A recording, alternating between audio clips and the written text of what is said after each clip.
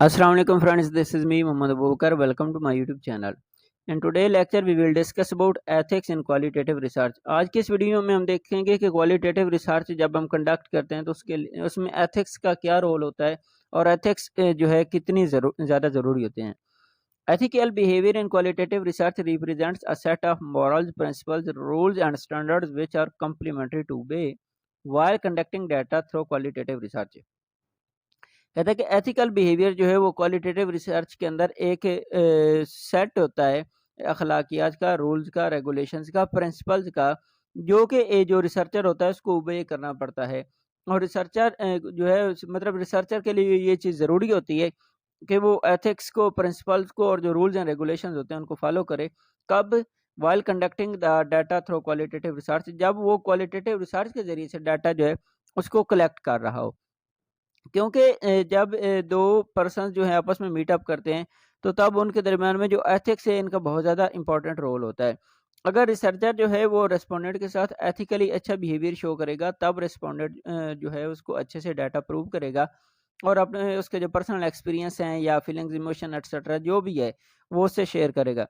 अगर रिसर्चर जो है उसके साथ एथिकल बिहेवियर शो नहीं करेगा, उसके साथ रूड बिहेवियर करेगा, तो ऑफ कोर्स जो रेस्पोंडेंट है वो उसके साथ जो है उस मतलब डाटा को सही तरीके से इंटरप्रेट नहीं करेगा.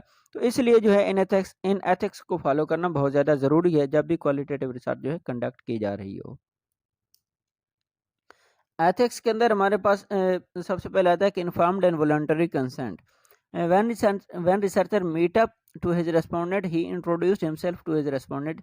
जब रिसर्चर जो है वो अपने रेस्पोंडेंट के साथ मिलता है तो उससे मिलने के बाद जो सबसे पहला वो काम करता है वो अपने रेस्पोंडेंट से अपना इंट्रोडक्शन देता है and tells about the uses and purpose of the research. और जो रिसर्च वो कंडक्ट कर रहा है उसके जो फ़वाद हैं, उसके जो एडवांटेजेस हैं और जो उसका पर्पस होता है उससे अपने रेस्पोंडेंट को अवेयर करता है ताकि रेस्पोंडेंट को जो है इत्मीनान हो जाए कि मतलब जो वो डाटा इजीली उसके साथ शेयर कर सकता है, उसके लिए कोई किसी किस्म का हार्मफुल वो चीज़ साबित नहीं होगी. तो इसलिए जो है इन्फॉर्म रेस्पोंडेंट को इन्फॉर्म करना नहायत ज़रूरी है और ये रिसर्च एथिक्स के अंदर सबसे पहला एथिक है. नेक्स्ट हमारे पास है रैपर्ड बिल्डिंग.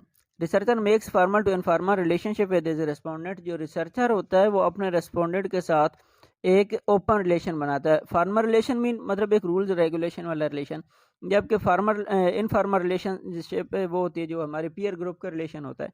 तो रिसर्चर जो होता है वो अपने रेस्पोंडेंट के साथ एक फॉर्मल से इनफॉर्मल रिलेशन बनाता है.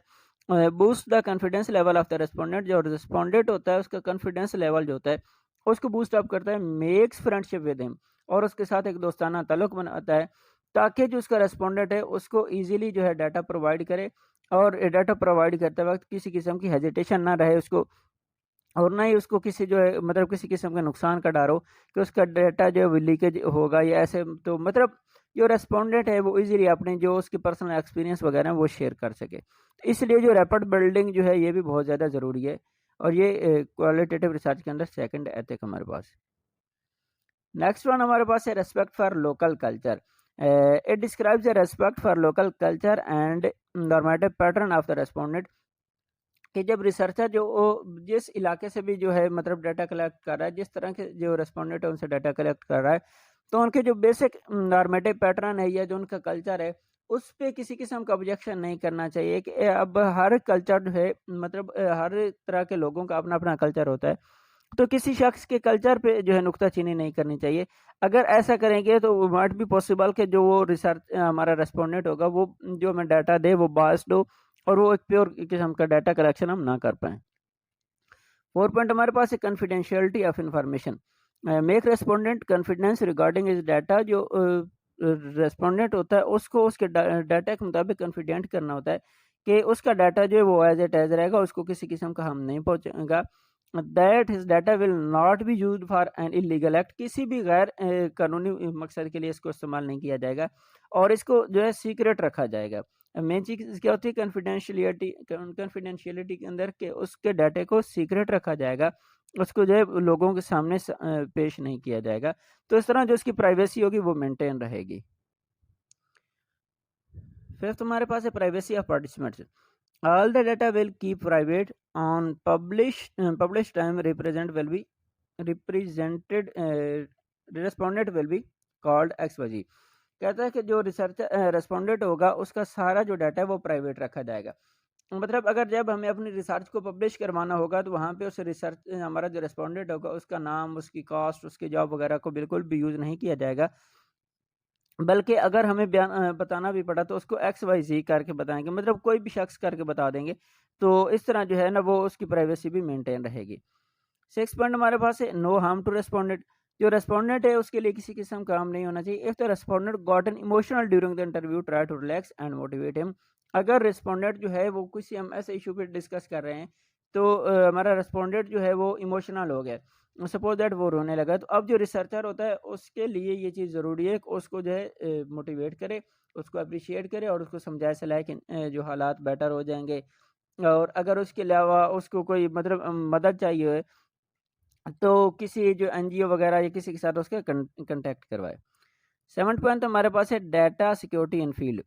After data collection, researcher should take care regarding the collected data, always try to keep it safe place and never forget in the field. कहता है कि जो जब रिसर्चर जो है वो डाटा कलेक्ट कर ले तो डाटा कलेक्शन के बाद रिसर्चर को चाहिए कि उस डाटा को अपने पास सिक्योर रखे, उसको जो है पब्लिक के सामने, मतलब कहीं ऐसा ना हो कि जो रिसर्चर है वो डाटा कहीं रखे और उसको वहीं पे भूल जाए और इससे जो रेस्पोंडेंट होगा उसकी प्राइवेसी लीक होगी। तो इस तरह के जो मिस्टेक्स हैं इनसे जो रिसर्चर है उसको गुरेज करना चाहिए और उसको डाटा को टोटली सिक्योर करने की कोशिश करनी चाहिए। कोई भी ऐसी सिचुएशन नहीं आनी चाहिए कि डाटा को कहीं पर भी वो भूल जाए। 8 पॉइंट हमारे पास है, लीविंग और detachment the process, closing from respondent should be very careful, take care respondents emotion. जब हम अपने रेस्पोंडेंट से जो है डिटैच हो रहे हैं, सेपरेट हो रहे हैं, फिर एक मतलब हम की क्वेश्चन से जनरल क्वेश्चन की तरफ मूव करते हैं ताकि हमारा जो रेस्पोंडेंट है वो रिलैक्स फील हो जाए। ऐसे नहीं करना कि डाटा लेने के फ़ौरन बाद जो है रिसर्चर जो है वो अपने रेस्पोंडेंट को कहे कि बाय अल्लाह हाफ़िज़, नहीं, ऐसा बिल्कुल भी नहीं करना चाहिए। बल्कि अगर वो इमोशनल हो गया या उसको मतलब कि आपको फ़ील हुआ है कि उसकी जो माइंडसेट है या हेल्थ के अंदर कोई चेंज आ रहा है, तो उसको थोड़ा बेटर करने की कोशिश की जाए। 9th पॉइंट हमारे पास data interpretation. It refers to interpret data honestly, कि जो डाटा है जितना भी हमने उससे डाटा कलेक्ट किया है उसको ईमानदारी के साथ जो इंटरप्रेट किया जाए, मतलब कि ट्रांसक्राइब किया जाए। Transcribe those things which are revealed by the respondent. सिर्फ और सिर्फ वही चीज़ें ऐड की जाएंगी जो कि रेस्पोंडेंट ने हमें बताई हैं। अपनी तरफ से उसके डाटा के अंदर किसी चीज़ को भी ऐड नहीं करना है और जो उसने जो जो इंफॉर्मेशन मैंने हमारे रेस्पोंडेंट ने दी है उन्हीं को बयान करना, उसके अलावा एक्स्ट्रा चीज़ों को बिल्कुल भी ऐड नहीं करना और ना ही जो रेस्पोंडेंट ने जो कुछ हमें बताया उसमें से कोई चीज़ें जो है उनको रिमूव करना, बल्कि एज जो डाटा है उसको इंटरप्रेट करना है। तो ये हमारे पास थे एथिक्स जो कि हमें क्वालिटेटिव रिसर्च के अंदर फॉलो करना होते हैं।